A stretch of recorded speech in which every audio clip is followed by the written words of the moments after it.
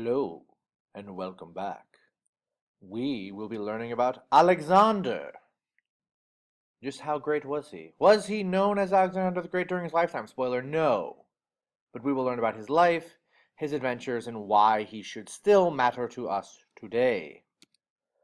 The last time period that we studied, the Axial Age, which I hope you do remember, was about the creation of big ideas, new religions, new philosophies, new cultural ideas, new ideas of government. This period, the Imperial Age, an age of empires, it is about the spread and the development and the growth of those ideas. In the early period, from about 300 to about 100 BCE, there are two principal ideas that spread from the Axial Age outward: Hellenism and Buddhism. Alexander will be responsible for the spread of Hellenism, which we will talk about right now. Important point to note is that while these empires may be short-lived or short-lived, they created the framework for the spread of ideas through trade and through culture. So while, for example, Alexander's empire does not last long after his life, its influence is much longer lasting than the empire itself. Alexander, born in 356, dies in 323 BCE, which, if you can do the math on this, means he dies very, very young. Right? He dies when he is, depending on his actual birthday, 27 or 28 years old. Did I do the math right there? No, I tricked you. I did not do the math right. He died when he was 33. His wealth comes from gold mines and the slave trade. His power comes from the perfection of the phalanx, that wall of overlapping shields. Specifically, he has two key innovations. One is the pike, which is basically a longer, more deadly spear that gives his army a longer reach and killing power, as well as the development of professional armies. During the earlier Greek period, most of the infantry and hoplites were actually farmers who would come out during the late spring and early summer season. They would march, they would battle, but come home in time to harvest in the fall. Alexander takes that idea and professionalizes it. He trains and pays his army year-round. Their sole job is to be soldiers. And this leads to the ultimate collapse and conquest of the Persian Empire. Here is a statue or bust of Alexander and his head or his face on a coin. One useful form of propaganda is to put the head of yourself on your coins. On the one hand, it has a practical purpose of a uniform system of coinage and money. On the other hand, it gets the people to know and to use and to recognize your face as their ruler. He spreads out of his homeland in Macedonia, conquers down into the Greeks. Actually, this early phase is conquered by his father, Philip II, who is king of Macedonia, comes down and conquers the Greeks. He dies at some point. The actual events of his death are a bit mysterious. It seems that his mother, Alexander's mother, plots with a bodyguard to have her husband, Philip, killed. It's unclear if this is true or just sort of gossip and rumor mongering. Regardless, she takes the part of Alexander. Her husband ends up dead, and her son ends up the king of the vast extent of the known world. As you can see here, conquers Persia into Palestine and Israel, conquers Egypt, and as far as the Indus River and India. It is the largest empire in the history of the world at this point. Here is the sort of map and the arrows of his conquest, right? Crossing over into Asia, conquering Persia, down into Egypt, where he starts the town of Alexandria. Quite a few towns, actually, in his vast empire are called Alexandria after himself. He also calls a town after his horse as well. He had a bit of a self-aggrandizing streak. He goes to India. He is invading India, and his men basically revolt and say, enough is enough. We've been conquering and on the road for years and years. Can we please go home?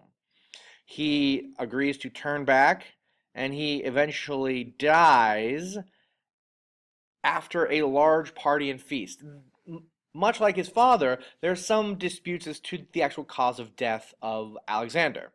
There are accounts in which he sort of overindulged, right? Too much food, too much drink, too much wine, especially, and he has some sort of intestinal rupture or blockage. Other versions claim that he has been poisoned. Regardless, he made no provision for the end of his empire. According to legend, on his deathbed, when his generals come to him and say, Alexander, who should rule next? This is vast empire. He is reported to have said, according to legend, to the strongest. And this leads to some infighting and some strife and some turmoil amongst his generals and followers as to who should rule, because he makes no provision for any peaceful transfer of power. Here is the location of the mutiny, as I said, and he dies along the banks of the Euphrates in the heart of the old Persian Empire in Mesopotamia in 324 BCE. Another crucial development under the reign of Alexander is the beginning of what we will know of as the Silk Road, which was not one road and was certainly not made of silk. It is named that because one of the principal trade goods traveling along these different red trade routes here is silk from China to the lands of the West. People love silk. It is beautiful, it is lightweight, it is strong, it is durable, and it's much better than wool or leather, which were basically the only other cloth textiles available in the West at the time. One thing empires are great for is trade, because he brought a large chunk of this land under one rule, which means it's largely peaceful, it has good road maintenance, and it avoids multiple taxes and tariffs along the way. Here is the fracturing of the empire upon his death into many smaller pieces. Here is the Greenpeace that sort of breaks off along the old Persian Empire, the land in peace, the splitting of the Greeks. One of the most important is conquered or led in Egypt by one of his generals, Ptolemy, and the children and grandchildren and great-grandchildren of Ptolemy are going to rule Egypt as the king or pharaoh for 300 more years. The last descendant of Ptolemy to rule Egypt was actually Cleopatra, who was actually descended from Greeks, not native Egyptians. The other crucial important thing about the empire of Alexander was the spread of Hellenism.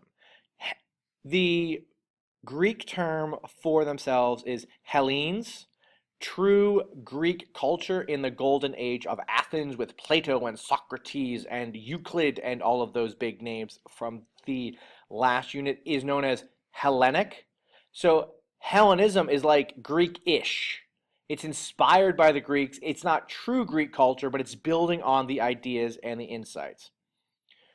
It marks a shift from the individual polis or the individual city-state of Athens and Sparta to a broader shared Greek culture spread along the entire empire. Greek language spreads across the entire Alexandrian Empire. Greek art, Greek architecture, Greek columns, Greek temples are built from Greece to India.